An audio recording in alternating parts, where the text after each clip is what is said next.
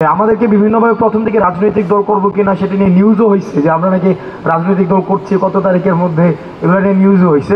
পরে অবশ্যই এই আলাপটা হচ্ছে এখন আর তোলা হচ্ছে না। আপনারা জনগণকে একটু কাইন্ডলি প্রশ্ন করেন যে তারা রাজনৈতিক দল চায় কিনা, তারা চায় কিনা এই দ্বিবিভাজনের যে রাজনীতিটি যেটি ছিল সেটি থেকে তারা মুক্তি পেতে চায় কিনা।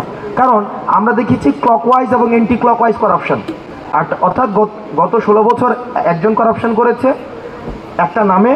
আপনি দেখবেন ঢাকায় আপনি একটা পরিবর্তন হয়েছে, কিন্তু ঢাকায় পোস্টারের জায়গায় পোস্টার আছে, ছবিগুলো চেঞ্জ হয়েছে, তাই না?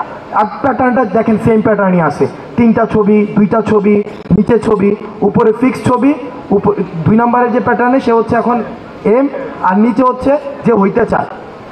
মানে এই প্যাটার্ন কিন্তু সেম আছে, এবং এই প্যাটার্নটা কবের প্যাটার্ন? এটা হচ্ছে যে প্যাটার্নের বিরুদ্ধে হচ্ছে আমাদের আন্দোলনটি ছিল। এখন আমরা রাজনৈতিক দল করছি কিনা সেই প্রশ্নটি আপাতত আপনাদের কাছে আমরা অনুরোধ করবো, আমাদেরকে না করে আপনারা জনগণের কাছে জানতে চান তারা এই ব্যানারের পরিবর্তন চায় কিনা, এই সিস্টেমের পরিবর্তন চায় কিনা, এবং এই সিস্টেমের পরিবর্তনের জন্য তারা কোনো নতুন রাজনৈতিক দল চায় কিনা সেটি জনগণকে প্রশ্ন করুন, জনগণ নির্ধারণ করবে। বাকির কিন্তু বলে দিয়েছে আমরা জনগণের ভাষাকে রূপান্তর করি, জনগণের সিম্বলটা যে সিম্বলটা দেখায় সেটাকে আমরা ভাষায় রূপান্তর করি। সারা দেশে আমরা দেখছি যে চাঁদাবাজি, সিন্ডিকেট থেকে শুরু করে বিভিন্ন ধরনের অপতৎপরতা চলছে, ষড়যন্ত্র চলছে। তো সেসব অপতৎপরতা, ষড়যন্ত্রকে রুখতে এবং পাশাপাশি এই যে জুলাই বিপ্লব সেটিকে রক্ষা করার জন্য আমরা সারা দেশে বৈষম্য বিরোধী ছাত্র আন্দোলনকে সুসংগঠিত করে যাব।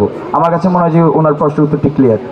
আর যে দ্বিতীয় প্রশ্নটি অবশ্যই এই যে স্বৈরাচার শেখ হাসিনা ফ্যাসিবাদী সিস্টেম গড়েছে, সেখানে বাংলাদেশের বিগত কয়েকটি নির্বাচনই সুষ্ঠু হয়নি। আমরা মনে করছি 24 নির্বাচন, 18 নির্বাচন আর 14 নির্বাচন। তো সব কিছু মিলিয়ে আমাদের পক্ষ থেকেও আমরা একটি স্বাধীন নিরপেক্ষ নির্বাচন কমিশনের জন্য আমরা সবসময় বলে যাব, কাজ করে যাব, এবং বৈষম্য বিরোধী ছাত্র আন্দোলন বাংলাদেশে একটি গণতান্ত্রিক পরিবেশ তৈরি করার জন্য তারা বদ্ধপরিকর বা সংকল্পবদ্ধ। আমরা সারা দেশে যেই বিভাগীয় সফর এবং জেলাভিত্তিক যে সফর করবো, মূলত আমরা জনগণের যত ধরনের কথা আছে সেটা আমরা খুবই প্র্যাকটিক্যাল এবং সামনাসামনিভাবে বসবো, শুনবো। জনগণের চাওয়ার ভিত্তিতে আমরা আমাদের সিদ্ধান্ত নিব। আমাদের কাজই জনগণের যে আশা আকাঙ্ক্ষা সেটাকে সোসাইটিতে প্রতিফলন করা, রাষ্ট্রীয়ভাবে প্রতিফলন করা। আশা করি আমার প্রশ্নের উত্তরটি পেয়েছেন। পরবর্তী কোনো প্রশ্ন থাকলে